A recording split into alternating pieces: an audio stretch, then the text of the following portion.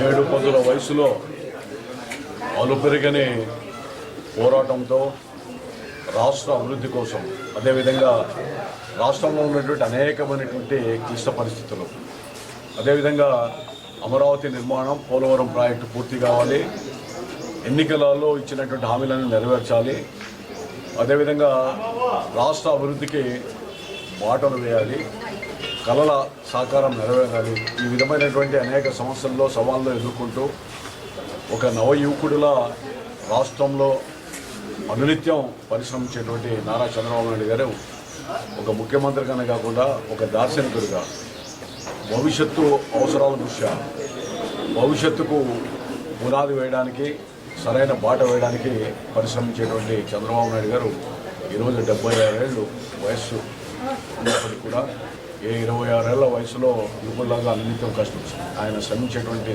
శ్రమను చూసి అందరికీ రాష్ట్రంలో స్ఫూర్తిదాయకంగా ఒక మార్గదర్శకంగా ఉంది. తర్వాత చాలామంది యువత కూడా మేము కూడా ఆరోగ్యంగా ఉంటూ వయస్సును లెక్క చేయకుండా ఆయన 76 ఏళ్ల వయసులో శ్రమిస్తుంటే మనం ఎందుకు శ్రమించకూడదు అనేటువంటి భావన, ఒక స్ఫూర్తిదాయకమైనటువంటి ఆయన యొక్క మార్గాన్ని ఈ యొక్క జన్మదిన సందర్భంగా ప్రతి ఒక్కరు కూడా గుర్తించాల్సిన అవసరం ఉంది. ఏదేమైనప్పటికీ కూడా రాజకీయం అంటే ఒక సామాజిక సేవే కాకుండా ఏదో విందులు వినోదాలకి కాలక్షేపానికి కాదు ముఖ్యమంత్రి ఉండాల్సింది.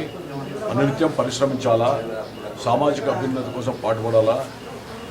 ఈ ముఖ్యమంత్రి అనేటువంటి ఆ స్థాయికి దానికి ఒక కాలం లేదు, కాల పరిమితి కాకుండా, కాల వ్యవధి కాకుండా అనునిత్యం 24/7 కూడా అందుబాటులో ఉండేటువంటి రీతిలో పరిశ్రమిస్తేనే నిజమైనటువంటి నాయకుడు ముఖ్యమంత్రి అనేటువంటి భావనతో ఆయన యొక్క ప్రయత్నాలు, కృషి అమోఘం, అభినందనీయం. ఆయనకి ఆ భగవంతుడు మరింతగా ఆయుర్వేదాలు ఇచ్చి రాష్ట్ర భవిష్యత్తుకి, దేశంలో జరిగేటువంటి అనేక పరిణామాలకు కూడా భవిష్యత్తులో వాటిలో భాగస్వాములు కావడానికి కూడా ఈ యొక్క రాబోయే నూతన అంటే 77 ఏళ్ల వయసులో రాబోయేటువంటి ఆ ఏడాది ఉపయోగపడుతుందని, అందుకు ఆదిదేవుని ఆశీస్సుల్ని ఆయనకు ఆయన కుటుంబ సభ్యులకి ఇవ్వాలనుకుంటున్నాను. అందులో భాగంగానే ఈరోజు పార్టీ శ్రేణులు స్వచ్ఛందంగా అందరూ కూడా వచ్చి ఈ యొక్క కార్యక్రమంలో పాల్గొనడం జరిగిందని తెలియజేస్తున్నారు.